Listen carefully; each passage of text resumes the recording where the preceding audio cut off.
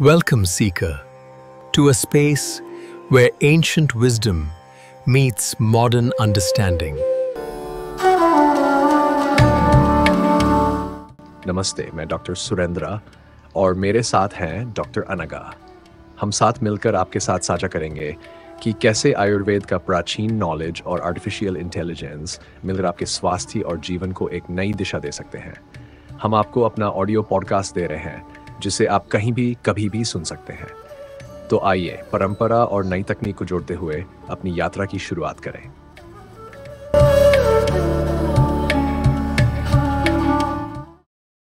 नमस्कार। आज हम क्लिनिकल रिसर्च प्रोटोकॉल की जटिल दुनिया को समझने की कोशिश कर रहे हैं, खासकर भारत के संदर्भ में। हमारे पास कुछ गाइडलाइंस हैं, कुछ प्रोटोकॉल बनाने से जुड़े दस्तावेज भी हैं। हमारा मकसद ये पता लगाना कि एक अच्छा ठोस क्लिनिकल रिसर्च प्रोटोकॉल असल में होता क्या है, उसके ज़रूरी हिस्से कौन से हैं, और सबसे अहम, भारत में इसे कामयाबी से चलाने के लिए किन खास नियमों का ध्यान रखना पड़ता है। तो चलिए शुरू करते हैं इसकी बारीकियों को समझना। बिल्कुल। और जैसा कि हमारे स्रोत भी बताते हैं, एक अच्छा प्रोटोकॉल सिर्फ एक डॉक्यूमेंट नहीं है। ये वैज्ञानिक सटीकता, नैतिक जिम्मेदारी और फिर भरोसेमंद नतीजों की कह सकते हैं बुनियाद है। आप इसे रिसर्च करने वालों, हिस्सा लेने वालों और जो रेगुलेटर्स हैं उनके बीच एक समझौते की तरह समझ सकती हैं। तो फिर ये अच्छा प्रोटोकॉल दिखता कैसा है?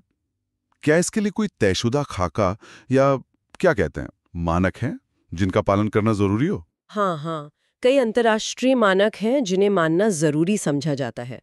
स्रोत बताते हैं कि प्रोटोकॉल पूरा और सही बना है या नहीं, ये जांचने के लिए स्पिरिट 2025 चेकलिस्ट बहुत काम की है। और अगर स्टडी में आर्टिफिशियल इंटेलिजेंस AI का इस्तेमाल हो रहा है, तो स्पिरिट AI दिशा निर्देशों को भी देखना जरूरी हो जाता है। और एक दिलचस्प बात यह है, स्रोत इस पर काफी जोर देते हैं कि सिर्फ प्रोटोकॉल बनाने के मानक ही नहीं, बल्कि स्टडी के नतीजों को रिपोर्ट करने के मानकों के बारे में भी शुरू में ही सोचना चाहिए। जैसे RCTs के लिए कंसॉर्ट 2025, ऑब्जर्वेशनल स्टडीज के लिए स्ट्रोब है, डायग्नोस्टिक स्टडीज के लिए स्टार्ड 2015। अगर शुरुआत से ही ये ध्यान में रखा जाए कि आखिर में रिपोर्ट कैसे करना है, तो बाद में होने वाली कई दिक्कतों से बचा जा सकता है, जैसे नतीजों को ठीक से पेश न कर पाना। और गुणवत्ता क्वालिटी का क्या? मैंने ICH गाइडलाइंस के बारे में काफी सुना है, खासकर GCP को लेकर। हाँ, ICH E6R3, जिसे गुड क्लिनिकल प्रैक्टिस यानी GCP भी कहते हैं, ये बहुत महत्वपूर्ण है। ये शायद 2025 में फाइनल हो रहा है, और हमारे स्रोत बताते हैं कि इसका मुख्य जोर क्वालिटी बाय डिजाइन पर है। Quality by design? हाँ, क्वालिटी को बाद में चेक करने के बजाय शुरू से ही स्टडी के डिजाइन में ही शामिल करना। साथ ही ये जोखिम के हिसाब से क्वालिटी कंट्रोल पर भी जोर देता है। हर चीज पर बराबर निगरानी रखने के बजाय उन पहलुओं पर ज्यादा ध्यान देना जो सबसे ज्यादा मायने रखते हैं। और एक और अहम चीज है ICH E9R1। ये एस्टिमेट्स की अवधारणा पेश करता है। ये थोड़ा तकनीकी लग सकता है, पर इसका जो मूल विचार है वो बहुत जरूरी है। एस्टिमेट, ये क्या चीज है और इतनी जरूरी क्यों है? आसान शब्दों में कहूं तो ये एस्टिमेट आपको मजबूर करता है कि आप बिल्कुल स्पष्ट करें आप असल में किस सवाल का जवाब ढूंढ रहे हैं, ये जवाब किन लोगों के लिए है। अगर स्टडी के दौरान कुछ लोग इलाज छोड़ देते हैं या बदल लेते हैं, जिन्हें इंटरकरेंट इवेंट्स कहते हैं, तो उसका क्या करेंगे? और आखिर में नतीजों को किस तरह पेश करेंगे, जैसे औसत अंतर या अनुपात। स्रोत इस बात पर जोर देते हैं कि ये स्पष्टता शुरू में ही लाने से बाद में बहुत कंफ्यूजन से बचा जा सकता है। ये पक्का करता है कि स्टडी के मकसद, उसके नतीजे यानी एंड पॉइंट्स और विश्लेषण का तरीका, ये सब आपस में पूरी तरह जुड़े हुए हों। अच्छा, ये तो वाकई काम की चीज लगती है। शुरू में ही सब कुछ साफ कर लेना। अब प्रोटोकॉल के अलग अलग हिस्सों पर आते हैं। जैसे शुरुआत में शीर्षक और सार होता है, एब्स्ट्रैक्ट। हाँ, स्रोत बताते हैं कि शीर्षक बिल्कुल साफ और छोटा होना चाहिए, जिससे पता चले कि स्टडी किस डिजाइन की है, जैसे RCT है या कोहॉर्ट स्टडी है, और किन लोगों पर की जा रही है। एब्स्ट्रैक्ट, जो आमतौर पर 300 शब्दों के आसपास होता है, वो पूरी स्टडी का एक संक्षिप्त खाका देता है। बैकग्राउंड क्या है, मकसद क्या है, तरीके क्या अपनाएंगे और क्या नतीजे आने की उम्मीद है। पृष्ठभूमि और औचित्य, मतलब बैकग्राउंड एंड रैशनल वाला जो हिस्सा है, उसमें क्या खास होता है? ये हिस्सा बताता है कि भाई ये स्टडी ज़रूरी क्यों है। इसमें ये बताना होता है कि अभी क्या जानकारी मौजूद नहीं है, कौन सी मेडिकल ज़रूरत पूरी नहीं हो रही है, पहले इस विषय पर क्या रिसर्च हुई है और ख़ासकर भारत में हुई स्टडीज़ का जिक्र ज़रूरी है, और जो तरीका आप अपना रहे हैं वो क्यों सही और नैतिक है। हर बात के समर्थन में पुख्ता हवाले मतलब साइटेशंस देना ज़रूरी है। और उद्देश्य, ऑब्जेक्टिव्स और वो एस्टीमेट जिनका जिक्र भी हुआ था। उद्देश्य स्मार्ट होने चाहिए। आपने सुना होगा, स्पेसिफिक, मेजरेबल, अचीवेबल, रेलेवेंट और टाइम बाउंड। हाँ, स्मार्ट गोल्स। बिल्कुल। प्राथमिक यानी सबसे जरूरी और द्वितीयक यानी अन्य उद्देश्य, इनको अलग अलग बताना होता है। और जैसा हमने बात की ICH E9R1 के मुताबिक प्राथमिक उद्देश्य के साथ एक स्पष्ट एस्टीमेट जुड़ा होना चाहिए, जिसमें वो चारों बातें शामिल हों: जनसंख्या, चर, इंटरकरेंट घटनाओं से निपटने का तरीका और सारांश माप। स्टडी का डिजाइन चुनना, ये कितना पेचीदा हो सकता है। स्रोत किन मुख्य डिजाइनों की बात करते हैं? डिजाइन का चुनाव बहुत सोच समझकर करना होता है, क्योंकि ये सीधे आपके उद्देश्य से जुड़ा है। मुख्य तौर पर 2 तरह के डिजाइन होते हैं: ऑब्जर्वेशनल, जिसमें आप सिर्फ देखते और रिकॉर्ड करते हैं, जैसे cross sectional, case control, cohort studies. और दूसरे होते हैं इंटरवेंशनल, जिसमें आप दखल देते हैं, जैसे नई दवा देना। इसमें RCTs सबसे कॉमन है। RCTs भी कई तरह के होते हैं, है ना? हाँ, बिल्कुल। ये साबित करने के लिए कि आपका इलाज बेहतर है, सुपीरियॉरिटी, या मौजूदा इलाज से कम नहीं है, नॉन इन्फीरियॉरिटी। फिर क्लस्टर डिज़ाइन होते हैं, adaptive design, single arm design भी होते हैं। आपको ये बताना होगा कि आपने यही डिज़ाइन क्यों चुना, इससे बायस मतलब पक्षपात कैसे कम होगा, और ये प्रैक्टिकल क्यों है। ठीक है, डिजाइन तय हो गया। अब आते हैं प्रतिभागियों के चुनाव पर, एलिजिबिलिटी क्राइटेरिया। इसमें क्या ध्यान रखना होता है? यहाँ बिल्कुल साफ नियम बनाने होते हैं कि कौन स्टडी में शामिल हो सकता है, इंक्लूजन क्राइटेरिया, और कौन नहीं, एक्सक्लूजन क्राइटेरिया।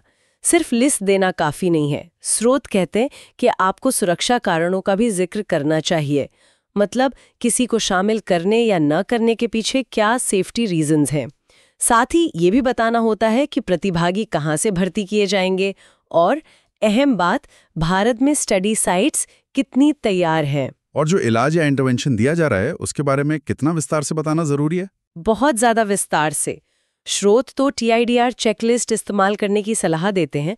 TIDR मतलब template for intervention description and replication. इसका मकसद है कि कोई भी ठीक से समझ सके कि असल में किया क्या गया। इसमें बताना होता है इलाज कौन देगा, क्या देगा, कब, कहाँ, कितनी मात्रा में देगा, क्या इसमें मरीज के हिसाब से कोई बदलाव, कोई टेलरिंग होगी, और ये कैसे पक्का किया जाएगा कि मरीज इलाज ठीक से ले रहा है, मतलब अडहेरेंस। इसके अलावा बचाव के लिए दी जाने वाली दवाएं, साथ में चलने वाले दूसरे इलाज, कौन सी दवाएं मना है और इलाज कब रोकना है, इन सब के नियम भी साफ होने चाहिए। नतीजों को परिभाषित करते समय आउटकम्स और एंड पॉइंट्स, किन बातों का ध्यान रखना जरूरी है? प्राथमिक नतीजा यानी प्राइमरी एंड पॉइंट वो चीज है जिसे स्टडी मुख्य रूप से मापना चाहती है। ये मेडिकली महत्वपूर्ण होना चाहिए, भरोसेमंद तरीके से मापने लायक हो और हर पार्टिसिपेंट के लेवल पर मापा जा सके। द्वितीयक और सुरक्षा संबंधी नतीजों को भी परिभाषित करना होता है। हर नतीजे की साफ परिभाषा, उसे कब मापा जाएगा और उसमें कितना बदलाव मेडिकली महत्वपूर्ण माना जाएगा, MCID minimal clinically important difference, ये सब स्पष्ट होना चाहिए। अब आते हैं सैंपल साइज पर, नमूना आकार की गणना। यह अक्सर मुश्किल लगता है। समीक्षक इसमें क्या देखना चाहते हैं? लगता है यहाँ चीजें थोड़ी और पेचीदा हो जाती हैं। हाँ, ये बहुत ही महत्वपूर्ण हिस्सा है और स्रोत बताते हैं कि अक्सर यहीं पर प्रोटोकॉल कमजोर पड़ जाते हैं। आपको बिल्कुल साफ बताना होगा आपकी टाइप 1 एरर रेंज क्या है, जिसे अल्फा कहते हैं, आमतौर पर 0.05। स्टडी की पावर कितनी है, यानी सही असर पकड़ने की संभावना, जो आमतौर पर 80 से 90% रखी जाती है। आप कितने असर की उम्मीद कर रहे हैं, मतलब इफेक्ट साइज, और ये क्यों मायने रखता है। असर में कितना उतार चढ़ाव, मतलब वेरिएंस हो सकता है, इसका अनुमान कहाँ से आया। कंट्रोल ग्रुप में क्या दर है, और अगर क्लस्टर ट्रायल है तो इंट्रा क्लास कोरिलेशन यानी ICC क्या है। इतने सारे पैरामीटर्स। हाँ, स्रोत कुछ खास फॉर्मूलों का भी जिक्र करते हैं, लेकिन जरूरी ये है कि आपके अनुमान तर्कसंगत हों और उनका आधार बताया गया हो। खासकर टाइम टू इवेंट स्टडीज में सिर्फ प्रतिभागियों की संख्या बताना काफी नहीं होता। ये बताना होता है कि नतीजे के लिए आपको कितनी घटनाएं मतलब इवेंट्स देखने की जरूरत होगी। पक्षपात कम करने के लिए रैंडमाइजेशन, एलोकेशन, कंसीलमेंट और ब्लाइंडिंग की बात होती है। स्रोत इनके बारे में क्या कहते हैं? ये तरीके बहुत जरूरी हैं ताकि नतीजों में किसी तरह का झुकाव ना आए, बायस ना हो। रैंडमाइजेशन मतलब किसे कौन सा इलाज मिलेगा ये संयोग से तय करना। इसके लिए केंद्रीकृत तरीका जैसे IWRS सिस्टम बेहतर माना जाता है। एलोकेशन कंसीलमेंट का मतलब है कि इलाज देने वाले को पहले से पता ना चले कि अगले मरीज को कौन सा इलाज मिलने वाला है। और ब्लाइंडिंग या मास्किंग का मतलब है कि मरीज, डॉक्टर या नतीजे का आकलन करने वाले को पता ना हो कि कौन सा इलाज मिल रहा है। तो ये बताना होगा कि कौन कौन ब्लाइंडेड है। हाँ बिल्कुल, सिंगल ब्लाइंड है या डबल ब्लाइंड। और अगर इमरजेंसी में ब्लाइंडिंग तोड़नी पड़े, अनब्लाइंड करना पड़े, तो उसकी प्रक्रिया क्या होगी ये भी बताना जरूरी है। और स्टैटिस्टिकल एनालिसिस प्लान SAP, इसमें क्या खास होता है? इसमें विस्तार से बताना होता है कि डेटा का विश्लेषण कैसे किया जाएगा, किन प्रतिभागियों के डेटा का विश्लेषण होगा, जैसे इंटेंशन टू ट्रीट या पर प्रोटोकॉल, कौन से स्टैटिस्टिकल मॉडल इस्तेमाल होंगे, किन अन्य कारकों मतलब कोवेरिएंस का समायोजन किया जाएगा, और सबसे महत्वपूर्ण एस्टीमेट के अनुसार इंटरकरेंट घटनाओं से जैसे मरीज का इलाज छोड़ देना, उनसे कैसे निपटा जाएगा। मिसिंग डेटा यानी गायब डेटा से निपटने की योजना भी जरूरी है। डेटा प्रबंधन और गुणवत्ता के बारे में स्रोत क्या कहते हैं? डेटा मैनेजमेंट एंड क्वालिटी, ये ICH E6R3 से कैसे जुड़ता है? इसमें बताना होता है कि डेटा कैसे इकट्ठा किया जाएगा। जैसे आजकल इलेक्ट्रॉनिक CRF या EDC सिस्टम यूज होते हैं।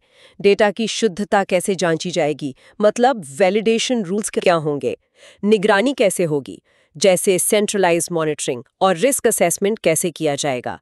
और ICH E6R3 के संदर्भ में यहाँ critical to quality CTQ factors की पहचान करना महत्वपूर्ण है। CTQ फैक्टर्स, हाँ, यानी वो कौन से पहलू हैं जो स्टडी की गुणवत्ता के लिए सबसे ज्यादा जरूरी हैं, और फिर उन्हीं पर ज्यादा ध्यान केंद्रित करते हुए अनुपातिक नियंत्रण मतलब प्रोपोर्शनेट कंट्रोल्स लगाना। ये तो हुई प्रोटोकॉल के मानक हिस्सों की बात। अब जरा भारत के संदर्भ में आते हैं। यहाँ किन खास नियमों का पालन करना जरूरी है? स्रोत किन चीजों पर ज्यादा जोर देते हैं? हाँ, भारत के लिए कुछ नियम बहुत ही महत्वपूर्ण है और स्रोत उन्हें नजरअंदाज न करने की सख्त हिदायत देते हैं। सबसे पहले ICMR के राष्ट्रीय नैतिक दिशा निर्देशों का पालन करना अनिवार्य है। ये नैतिकता के सभी पहलुओं को कवर करते हैं। और रजिस्ट्रेशन का क्या? मैंने CTRI के बारे में सुना है। हाँ, ये बहुत बहुत जरूरी है। Clinical trial registry India CTRI में रजिस्ट्रेशन करवाना अनिवार्य है, और वो भी संभावित मतलब प्रोस्पेक्टिव। प्रोस्पेक्टिव मतलब? स्रोत बताते हैं कि ये एक आम गलती है जहां लोग बाद में रजिस्ट्रेशन करने की कोशिश करते हैं, जिसे रिट्रोस्पेक्टिव रजिस्ट्रेशन माना जाता है, और ये स्वीकार्य नहीं है।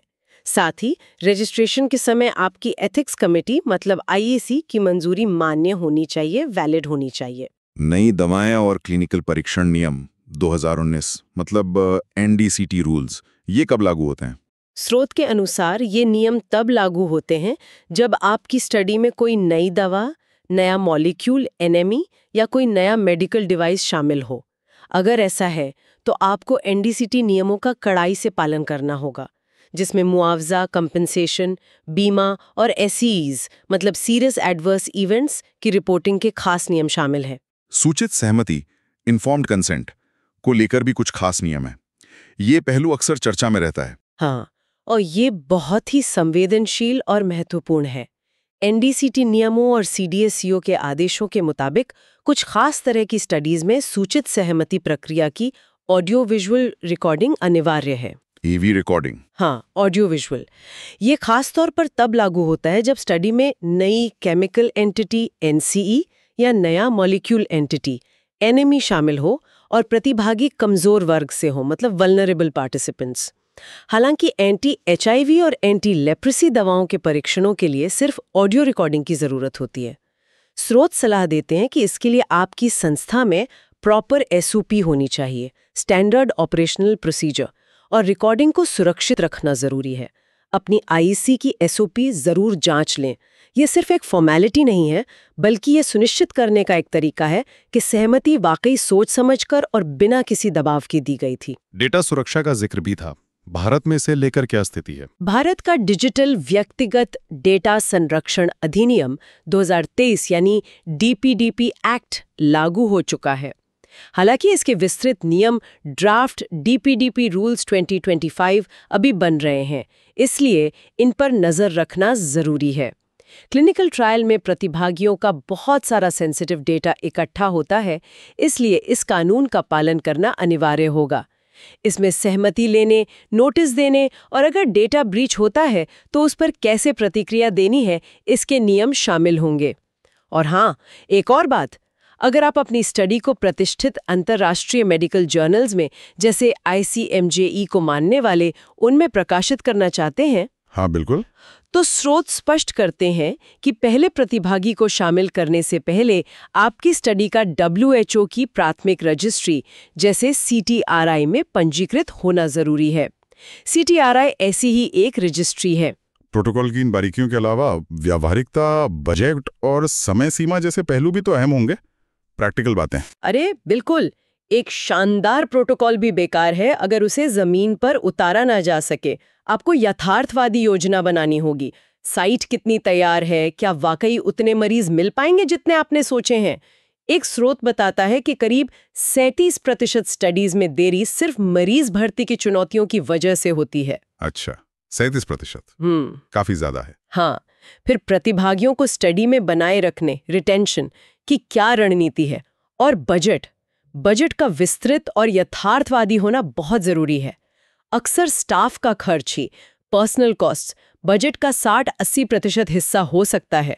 जब समीक्षक इन प्रोटोकॉल्स को देखते हैं, रिव्यू करते हैं, तो वे किन आम गलतियों या रेड फ्लैग्स पर ध्यान देते हैं? स्रोत इस बारे में क्या बताते हैं? स्रोत कई आम कमियों को उजागर करते हैं। शायद सबसे आम और गंभीर गलती है उद्देश्यों, नतीजों, एंड पॉइंट्स और एस्टिमेट के बीच तालमेल न होना। इसीलिए सलाह दी जाती है कि पहले एस्टिमेट लिखें। अच्छा, ये टिप है। हाँ, अन्य आम गलतियां हैं नमूना आकार का अपर्याप्त होना या उसके पीछे के अनुमानों का ठीक न होना, इंटरवेंशन का अस्पष्ट विवरण, यहाँ TIDR चेकलिस्ट काम आती है, पक्षपात को नियंत्रित करने के अपर्याप्त उपाय या ब्लाइंडिंग में कमी, डेटा प्रबंधन और निगरानी की कमजोर योजना, यहाँ ICH E6R3 के CTQ और रिस्क बेस्ड मॉनिटरिंग सिद्धांत लागू होते हैं, और नियामक चूकें जैसे CTRI का देर से पंजीकरण या जहां जरूरी हो वहां AV सहमति की योजना का न होना। कभी कभी स्टडी का दायरा बहुत ज्यादा महत्वाकांक्षी होता है या लिटरेचर रिव्यू अपर्याप्त होता है। क्या क्लिनिकल रिसर्च के संचालन में कोई नई तकनीकें या रुझान भी आ रहे हैं, नई चीजें? हाँ, स्रोत बताते हैं कि डिजिटल तकनीकें तेजी से अपनी जगह बना रही हैं, जैसे electronic data capture system, remote monitoring मतलब दूर से निगरानी, मोबाइल ऐप के जरिए सीधे मरीजों से उनके अनुभव पूछना, PROMs कहते हैं इन्हें, पेशेंट रिपोर्टेड आउटकम मेजर्स, और डेटा विश्लेषण के लिए AI का बढ़ता इस्तेमाल। इसके साथ ही रोगी केंद्रित दृष्टिकोण पर भी जोर बढ़ रहा है, मतलब मरीजों को स्टडी डिजाइन से लेकर नतीजों के चुनाव तक में शामिल करना, ताकि शोध उनकी जरूरतों और प्राथमिकताओं को बेहतर ढंग से एड्रेस कर सके। तो इन सारी बातों का निचोड़ क्या है? आज की इस पूरी बातचीत से मुख्य रूप से क्या बातें सामने आती हैं? सबसे बड़ी बात यह है कि एक सफल क्लिनिकल रिसर्च प्रोटोकॉल, खासकर भारत में, बहुत सावधानीपूर्वक योजना की मांग करता है। वैज्ञानिक मजबूती चाहिए, नैतिक सिद्धांतों का पालन करना है और नियामक आवश्यकताओं की गहरी समझ होनी चाहिए। स्पष्ट उद्देश्य, एस्टिमेटेड सहित सही कार्यप्रणाली, यथार्थवादी मूल्यांकन और भारत विशिष्ट नियमों जैसे CTRI का अनिवार्य और समय पर पंजीकरण और जरूरत पड़ने पर AV सहमति जैसी आवश्यकताओं का पालन ये बेहद जरूरी है। और ये सब ICH E6R3 के गुणवत्ता आधारित सिद्धांतों के तहत, मतलब एक इंटीग्रेटेड तरीके से होना चाहिए। तो ये सिर्फ एक दस्तावेज तैयार करने की बात नहीं है, बल्कि ये सफल और नैतिक शोध की असली नींव रखने जैसा है। बिल्कुल सही कहा। और जाते जाते सोचने के लिए एक सवाल छोड़ना चाहूंगी। जैसे जैसे एआई जैसी तकनीकें और विकसित हो रही हैं, वे सिर्फ डेटा विश्लेषण में ही नहीं, बल्कि भविष्य में भारतीय क्लिनिकल परीक्षणों में नैतिक निगरानी और प्रतिभागी सहमति प्रक्रियाओं को कैसे बदल सकती हैं, खासकर डीपीडीपी अधिनियम जैसे नए डेटा संरक्षण कानूनों के आने के बाद। क्या एआई इन प्रक्रियाओं को ज्यादा पारदर्शी और कुशल बनाएगा या फिर ये नई नैतिक चुनौतियां पेश करेगा? इस पर विचार करना जरूरी होगा। निश्चित रूप से ये सोचने के लिए एक बहुत ही प्रासंगिक और दिलचस्प बिंदु है। आज इस विस्तृत जानकारी और विश्लेषण के लिए धन्यवाद।